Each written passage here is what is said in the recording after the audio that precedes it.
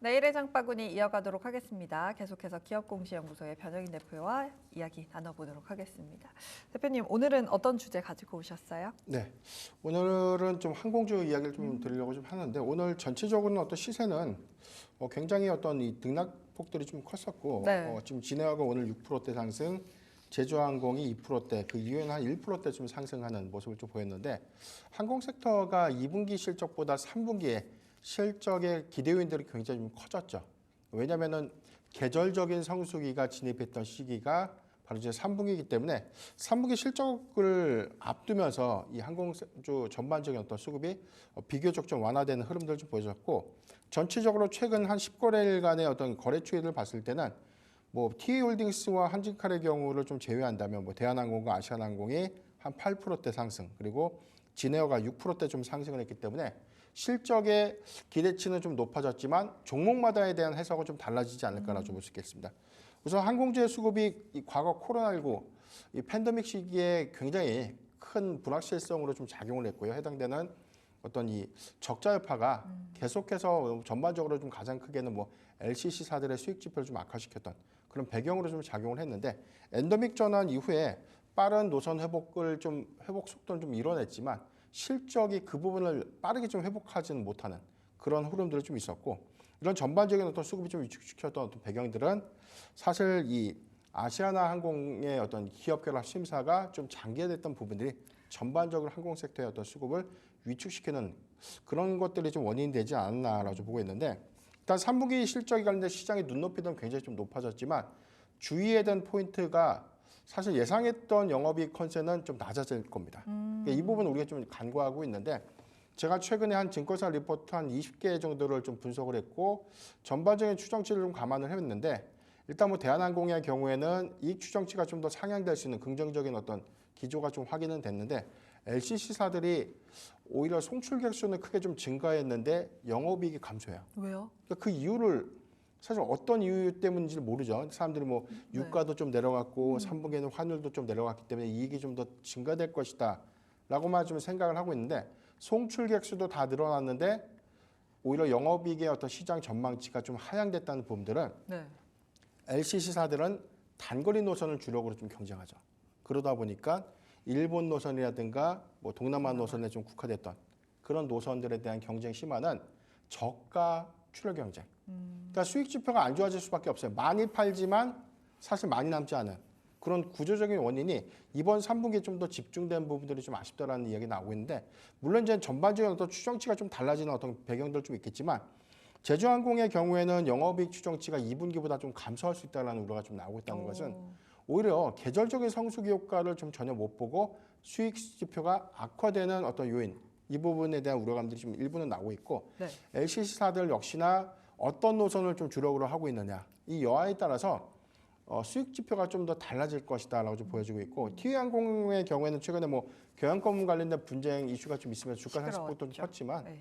사실 뭐 중장기 관점에서 뭐 유럽의 알짜 노선 한 4개 정도를 가져오는 여기에서 신규 취향이라는 관점에서는 단거리에 특화되어 있는 LCC 노선들이 중장거리 노선을 좀 가져간다는 수익 지표를 다변화할 수 있는 어떤 긍정적인 지표도 우리가 좀 눈여겨볼 포인트인데 3분기 실적 기조는 전반적으로 LCC사들에게는 대체적으로 컨센을 조금 하회하지 않을까라고 좀 보이는데 네. 전반적인 상황들을 보면 사실 LCC사들의 경우에는 올해 4분기까지 고정비 부담 효과들을 좀 어느 정도는 우리가 좀 감안을 해야 될 것 같고 만약에 이제 이번 달 안에 미국에서 이 기업 결합 심사가 최종적으로 좀 승인이 된다면 이 이후에는 LCC사들의 어떤 슬롯 재정비, 운수권을 좀 재정비하는 과정에서 전반적인 어떤 경쟁력들이 좀 더 강화될 수 있고 그 이후에 뭐 제주항공이라든가 티웨이항공 같은 그런 항공사의 경우에는 오히려 운수권이 좀 더 확대되는 그런 요인들 때문에 올해보다 내년도에 어떤 기대 요인들이 좀 더 크지 않을까라고 볼 수 있겠습니다. 보수적 관점에서 3분기 실적 기대치를 너무 우리가 크게 좀 보지 말고 실적을 확인하고 난 이후에 좀 접근해도 무방하지 않을까라고 볼 수 있기 때문에 네. 저가 항공사보다는 대형 항공사 특히나 뒤에서 좀 말씀을 드리겠지만 뭐 대한항공 같은 뭐 아시아나항공은 지금 3분기에도 어떤 이익 기조가 좀 나빠지는 그런 요인들을 좀 고려를 해야 될 것이기 때문에 네. 대형주 위주로 계속해서 좀 선별적으로 보고 진에어 정도는 LC사들 중 안에서는 좀 대안이 되지 않을까라고 좀 말씀드렸습니다. 확실히 사실 3분기가 항공주, 여행주 뭐 이런 쪽으로 계절적인 성수기라고들 말을 많이 합니다. 여름 휴가도 껴있고요. 사실 올해 같은 경우는 추석도 빨랐고 또 길었고 했기 때문에 좀 기대를 할 수 있는 부분들이 있지 않을까 싶었는데 LCC한테는 아닐 수 있다라고 이야기를 해주셨습니다. LCC 같은 경우는 눈높이보다 낮은 실적을 발표할 가능성이 있는데 그게 또 종목마다 많이 다를 가능성이 있다고 합니다. 왜냐하면 종목마다 집중하고 있는 지역들이 많이 다르기 때문이다라고 말씀을 해주셨고 최근에 또 수급 같은 경우도 이 대한항공과 아시아나의 합병 이슈가 잘 풀리지 않았잖아요. 예상보다 많이 길어진 상황이었기 때문에 시원하게 수급이 들어올 수 있는 상황이 아니었었죠. 그렇기 때문에 좀 보수적으로 볼 수 있는 부분들이 있다라고 이야기를 해주셨습니다. 근데 생각해보면 진짜 요즘 제주도 가는 거나 네. 일본 가는 거나 티켓 값이 되게 비슷하잖아요. 네. 그런 걸 생각해보면 LCC에 대해서 크게 기대를 가지지 않고 좀 눈높이를 낮춰야 하는 부분들이 있겠다라고 정리를 해볼 수 있을 것 같습니다. 그렇다면 이번엔 대형주 이야기를 좀 해볼게요. 네. 아시아나랑 대한항공 사실 올해 초에 됐어야 되는 거 아닙니까? 많이 늦어졌죠. 네, 일단 뭐 유럽에서 사실 걸림돌이 됐던 부분들이 좀 두 가지 포인트가 있었는데 첫 번째는 화물 독과점.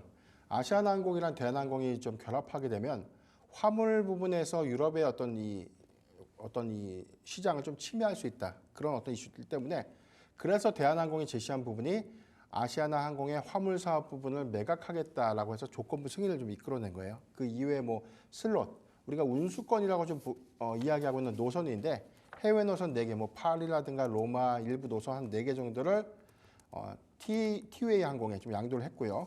이후에 이제 미국에서는 사실 전체적인 어떤 상황들 좀 없었는데 그래도 좀 우호적인 게 유럽보다는 좀 미국이 좀 더 우호적이었습니다. 뭐 유나이티드 항공과 델타 항공과의 어떤 이 동맹 관계도 있었고요. 여기에 대해서 뭐 10월달 기쯤에서 미국의 어떤 법무부가 특별한 이의를 제기하지 않는다면 10월 말 안에는 기업 결합 심사가 좀 무난하게 통과될 것이다라는 전망들이 나오고 있기 때문에 지금 시점은 좀 얼마 남지 않았다는 그런 기대감들도 좀 주목을 해봐야 될 것 같고요. 만약에 미국에서 기업 결합 심사의 승인이 좀 완료가 된다고 하더라도 아직 뭐 지금 아시아나항공 부분의 이 화물 사업 부분을 정확하게는 좀 매각을 좀 완료하지 못했던 그런 부분들이 있기 때문에 매각 완료까지에 대한 어떤 시간도 좀 우리가 체크를 좀 해야 될 것 같고 이 이후에 뭐 슬롯은 사실 운수권을 좀 정비하는 과정에서 지금 1차적으로 좀 선행은 좀 됐지만 그 이후에 뭐 대한항공과 아시아나항공이 좀 보유하고 있는 별도의 LCC 자회사들이 있잖아요. 이 부분도 그렇죠. 통폐합 과정에서 일부 노선을 제주항공이라든가 TA항공에 좀 배분하는 그런 흐름들 안에서 그 이외의 LCC사들에게도 좀 수혜가 좀 되지 않을까 그렇게 좀 보고 있습니다. 그러니까 둘이 통합이 되고 나면 지금 해결해야 되는 게 굉장히 많습니다. 네. 이로 인해서 LCC 쪽으로도 수혜받을 수 있는 부분들이 있기 때문에 종목별로 잘 정리를 해보시면 좋을 것 같습니다. 그렇다면 탑픽으로 보고 계신 건 대한항공일까요? 네, 일단 두 가지 측면인데 종목적인 측면에서는 좀 대한항공을 봐야 될 것 같고요. 네. 오늘 뭐 일단 대한항공의 관점에서 중장기 모멘텀의 관점 오히려 좀 집중해야 되는 포인트를 좀 말씀드리겠고 일단 2분기 실적의 경우에는 3분기 실적의 경우에 매출액과 영업이익 모두 10%대를 좀 상향될 것이라는 전망들이 좀 나오고 있는데 전체적인 어떤 2분기 대비해서 뭐 환율의 하락 효과 그리고 유가의 안정화로 인해서 이익 개선들이 좀 확정되는 부분 이 부분은 LCC사들과는 좀 더 다르게 단거리 이후에 중장거리 노선을 좀 보유하고 있는 대한항공의 실적 상승 효과도 좀 이어지지 않을까라고 보고 있습니다. 전반적으로 상반기에 중국의 이 미국향 밀어내기 수출